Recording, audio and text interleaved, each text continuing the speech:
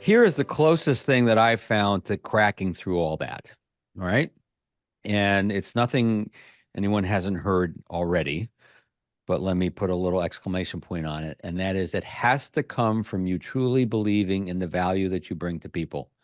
It has to come from that place. It has to come from that place of your client's willingness to pay it forward to others.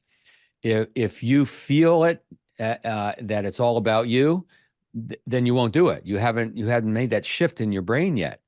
So let me give you an example. Al Fox is a gentleman I coached for a long time. I think he's up to about 3 billion assets under management now. When I met him, he was at about 300 million, still pretty decent. Um, but here's where he was stuck. He was stuck in it's all about me. If I ask for referrals, if I ask for introductions. So he saw the whole process all about him, the way he'd been taught. I get paid in 2 ways or 3 ways, and I'm trying to build my business. I could use your help, all of that stuff we've all heard. And he just couldn't get past that.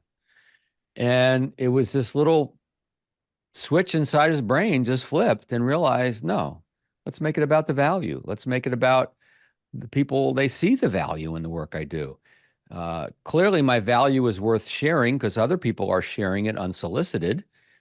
So that shift is all he had to do is that little shift. And I know, theoretically it sounds easy, but I know that a lot of folks, I think in some respects, don't fully believe that yet. And I mean, I was doing a program, an in-person program, and a gentleman had been in business for probably about 20, 22 years. We're walking to lunch together after my session. He says, Bill, I've been in this business for 20 years, and I still sometimes wonder about the value I bring to my clients. And I'm thinking to myself, well, I'm sure glad I'm not his client. Right. So, and when you bring that great value and create those great experiences and you become more referable, everything gets easier anyway. It's got to come from that. So that's where it is. It's like, let me give you some language around this, right? Since we're talking about that, Duncan, it's great that George recommended we get together. I'm glad you're seeing the value of what we're doing. About a year ago, as you know, he and I chatted about who else should know about the work I do, who should at least be aware of what I do, and he thought of you. And I was wondering if we could talk about who's next. Who do we pay this forward to next? It could be as simple as that, right? I mean, is that going to hurt my relationship with you? Of course not. You might say, well, let me give it some thought. That's probably the worst thing that's going to happen.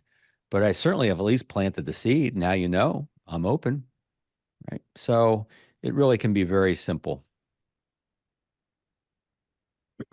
Well, first of all, you're right. I've met many advisors who have this sort of lingering, unspoken, even self-doubt. And I respect it because it's ultimately humility, where they don't believe their own hype. They don't have this air of self-importance, so they're not sanctimonious.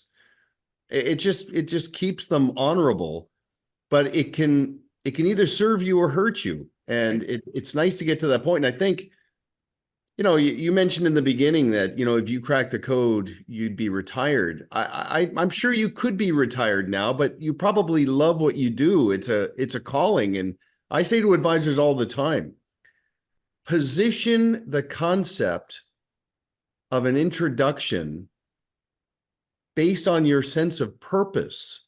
Yes. Not, back to cause and effect, be at peace with any outcomes. Just immerse yourself in the activity and make sure that clients feel that the reason why you'll make yourself available to speak to a friend or a family member or a business associate is because you love what you do.